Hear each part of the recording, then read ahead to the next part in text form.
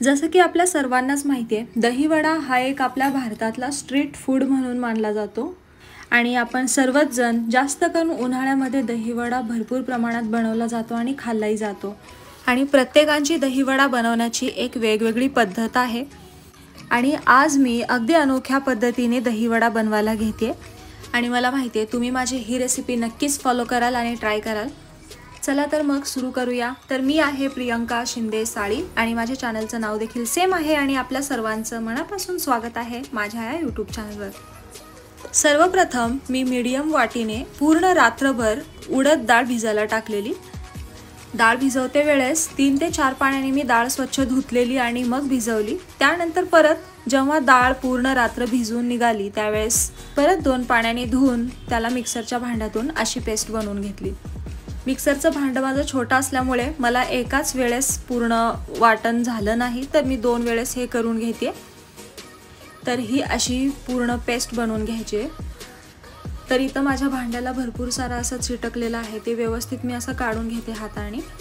नंतर यामध्ये अर्धा चमचा मीठ टाकले चवीनुसार। यामध्ये सोडा घालायची अजिबात आवश्यकता नाहीये, कारण आपण याला हाताने फेटून पूर्ण याला फ्लफी बनवू शकतो। आणि हा वडा बनवण्यासाठी सर्वात महत्त्वाचं म्हणजे ही स्टेप आहे जी सर्वांनी फॉलो करायला हवी, एकदम परफेक्ट, जेणेकरून आपले वडे जे आहे तेलामध्ये चिटकणार नाही किंवा तेल जास्त पकडणार नाही आणि जास्त घट्ट नाही होणार, छान फ्लफी बनतात आणि फुलतात व्यवस्थित। आता ते तुम्हाला पुढे कळेलच व्हिडिओमध्ये। तर या प्रकारे छान फेटून घेतलं आहे। व्हिडिओमध्ये कमी वेळ दाखवलाय पण मी मस्त चांगला वेळ याला फेटून घेतलंय आणि आता झाकण लावून बाजूला ठेवते। बाकी जी दही आहे ती मी फ्रीजमध्ये ठेवली थंड होण्यासाठी। आणि आता एक जाड बुडाची कढाई घेतली आणि त्यामध्ये इतकं तेल घेतलंय ज्यामध्ये मी वडा टाकला की पूर्ण बुडला पाहिजे असं। आता हे तेल गरम होते तोपर्यंत एक प्रक्रिया करून बघायची आहे, म्हणजे हे मी जे पीठ फेटून घेतलेलं आहे, एक वाटीमध्ये पाणी घेऊन मी ह्यातला एक थोडासा पीठ याच्यामध्ये टाकून बघते आणि ते असं पूर्ण पीठ पसरायला नाही पाहिजे, हे पाण्यावरती व्यवस्थित तरंगायला हवं। तर याप्रमाणे माझं एकदम चांगलं पीठ फेटलं गेलं आहे, जेणेकरून ह्यातलं पांढरा व्हाईट कास्ट ह्याच्यामध्ये सुटली गेली नाही अजिबात। आता नंतर मी हे तेल गरम होईपर्यंत एक साईडला दुसरी कढई घेतली आणि त्यामध्ये 1.5 ग्लास इतकं पाणी ठेवलंय। आता जसं की सुरुवातीला मी म्हणाली की प्रत्येकाची वडा बनवण्याची एक वेगळी पद्धत आहे किंवा एक सेम पद्धत ते फॉलो करतात आणि माझी ही पद्धत थोडीशी वेगळी आहे। तर आता मी या पाण्यामध्ये गूळ टाकलेला आहे, असा एक खडा 100 ग्रॅमच्या प्रमाणात इतकं, आणि मला जेव्हा वाटेल की हे भरपूर गूळ होईल तेव्हा मी त्यातला खडा बाजूला काढणार आहे। हे सर्व करेपर्यंत इकडे माझं तेल खूप छान असं गरम झालेलं, त्यामध्ये मी एक पहिल्या सुरुवातीला थोडंसं टाकून बघितलं, मस्त छान गरम झालेलं, तेव्हा मी इथे सुरुवात केली बाकीचे वडे सोडून घ्यायला। तर एक एक करून जेवढे ह्या पसरट कढईमध्ये वडे बसतात तेवढे मी यामध्ये टाकून घेते आणि अजिबात ते एकमेकांना चिकटणार नाही किंवा कढईमध्ये चिकटणार नाहीत, कारण तेवढं छान पीठ पण झाले आणि चांगलं हे तापलं गेलंय तेल पण। आणि वडे तळताना घ्यायची काळजी म्हणजे सुरुवातीला आपण गॅसचा फ्लेम मोठा ठेवायचा आणि जेव्हा आपण वडे टाकणार असतो त्यावेळेस कमी ठेवायचा आणि थोडा वेळ चांगलं आतून भाजत आलं की 2 मिनिटांनंतर मग गॅसचा फ्लेम वाढवायचा। तर आता मी जसं म्हणाली होती, इकडे हे टाकेपर्यंत माझं गूळ एवढं वितळलंय। आता हे बाकीचं मला एवढी गरज नाही ह्या गुळाची, तर मी बाजूला काढून ह्याला ठेवून देते। तुम्ही टाकतानाच थोडासा गूळ टाकू शकता। मी मोठा खडा माझ्याकडून फुटलाच गेला नाही तो, म्हणून मी तसा टाकला आतमध्ये पाण्यात विरघळायला आणि मग बाजूला काढलं ते न लागणारं। आता हे माझं छान गुळाचं पाक म्हणजे नॉर्मल पाक रेडी झालेला आहे, एकदम परफेक्ट, तसावाला पाक अजिबात नाही बनवायचा। आणि इथे जे वडे मी टाकले होते ते छान असे गोल्डन ब्राऊन होईपर्यंत मस्त फ्राय करून घ्यायचे, जेणेकरून आतलं पीठ पूर्ण छान शिजलं पाहिजे। तर त्यामुळे मी थोडा वेळ जास्त लावून बारीक ते मोठ्या गॅसवरती मी याला चांगलं फ्राय करून घेतलंय आणि मग बाजूला एका डिशमध्ये काढलंय। आता एक दुसरा घाणा करून घेते, म्हणजे एवढं झालं की मग माझे हे एवढं पीठ होतं तर तेवढ्या पिठाचे सगळेच मी ते वडे बनवून घेतलेत। मस्त फुलतात, अजिबात तेल पकडत नाही, कारण यामध्ये सोड्याचा वापर केलेला नाहीये आणि खूप छान पीठ फेटल्यामुळे असे मस्त फ्लफी झालेत, बघू शकता इथे, आणि वरून एकदम असे क्रिस्पी आहेत। आता आपल्याला इथे मी जे गूळ करून ठेवलं होतं गुळाचं पाणी, हे गुळाचं पाणी थंड झालेलं आहे आणि त्यावेळेस आपल्याला हे वडे यामध्ये टाकून घ्यायचे।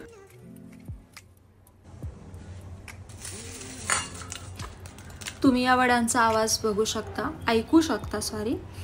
म्हणजे एवढे छान वरून ते क्रिस्पी असे भाजलेत आणि आतमधून एकदम सॉफ्ट आहेत. तर काही वडे मी ठेवले आहेत बाजूला आणि बाकीचे वडे यामध्ये पूर्ण भिजवून घेतलेत. हे वडे यासाठी ठेवलेत, अक्षयला जर त्याच्या पद्धतीने वडा खायचा असेल तर मी त्याला पटकन पाण्यामध्ये टाकून भिजवून देऊन वरून दही सर्व करून देऊ शकते. पण हे वडे जे आहेत मला माहिती आहे भरपूर आवडतील म्हणून मी जास्त क्वांटिटी जी आहे ती यामध्ये टाकली आहे गुळाच्या पाण्यामध्ये आणि झाकण लावून थोडा वेळ ह्याला बाजूला रेस्ट व्हायला ठेवते, म्हणजे चांगले फुलतात तोपर्यंत. आणि आता एक पात्र घेतलं आहे आणि त्यामध्ये मी दही जी थंड व्हायला ठेवली होती फ्रीजरमध्ये ते छान अशी थंड झाली एकदम गार. तर आता दहीला मी चांगलं फेटते साखर घालून. तर मी पिठी साखर भरपूर बनवली कारण मला केक पण ट्राय करायचा आहे. तर उद्या किंवा परवामध्ये मी पहिल्यांदा केक बनवेल आयुष्यात. या अगोदर एकदा बनवली होती, तो शिराच बनला होता. आता परत मी छान असा केक बनवणार आहे. मला खूप खायची इच्छा झाली आणि बाहेरचं मला अजिबात नाही खायचं आहे. सो इथे मी दही फेटायला घेतलं होतं. मला काही चमच्याने हे चांगलं दही फेटलं जात नव्हतं म्हणून मी इथे मग हे ब्लेंडरचा वापर करून असा फेटून घेते चांगली दही एकदम सॉफ्ट होईपर्यंत. आणि इथे मी 5-10 मिनटं असं ठेवलं होतं ह्याला. तर पूर्ण पाणी बघा ह्यामध्ये गेलं, गुळाचं पाणी पूर्ण असं शिरलं गेलं आहे. आता तुम्हाला दाबून दाखवते, हे बघा. तर इतके सॉफ्ट हे झालेत ना, म्हणजे हे बघा फुटला. तर आपल्याला जास्त कष्ट घ्यायची गरज नाही, जेव्हा आपण खातो एकदम तोंडात टाकलं की विरघळेल इतका सॉफ्ट बनला आहे. आणि अजून एक मी विसरले, मी हे गुळाच्या पाण्यामध्ये थोडीशी वेलची पण टाकली होती जेव्हा हे मी उकळवायला ठेवलेलं. मस्त लस्सीदार अशी दही झाली. यामध्ये मी पिठी साखर टाकलेली. तर हे वरून असं वड्याच्या वरून मी टाकून घेते. तर बघू शकता केवढा टेस्टी दिसतो, यम्मी एकदम. आता नंतर आपल्याला जे पण चाट मसाला किंवा लाल तिखट वगैरे हवा आहे तर आपण असं वरून टाकू शकतो. तर इथे तुम्हाला मी असं तोडून दाखवते. तर इतक्या सॉफ्टली आणि इतका इझिली हे मस्त असा बाईट आलेला आहे, रेडी झाला आहे. तर आता मी टेस्ट करते आणि मग अक्षय पण येतोय. तर इव्हनिंग स्नॅक्ससाठी म्हणून मी हे दहीवडे पहिल्यांदाच ट्राय केलेले आणि माझ्या पद्धतीने खरोखर इतके टेस्टी बनलेत ना. मला वाटतं तुम्ही नक्की ट्राय करा आणि मला ट्राय करून झाल्यावर कॉमेंटमध्ये पण सांगायला विसरू नका की तुम्ही ट्राय केला होता म्हणून. खरं तर उडद डाळ आणि दही ही आरोग्यासाठी चांगली आहे आणि हे हेल्दी पण आहे बरं का. आणि त्यामध्ये मी गूळ घालून अजून 4 चांद लावले आहेत त्याला. तर तुम्हाला माझा व्हिडिओ कसा वाटला एक लाईक आणि कॉमेंट करून सांगायला विसरू नका आणि सबस्क्राईब करा. बाय.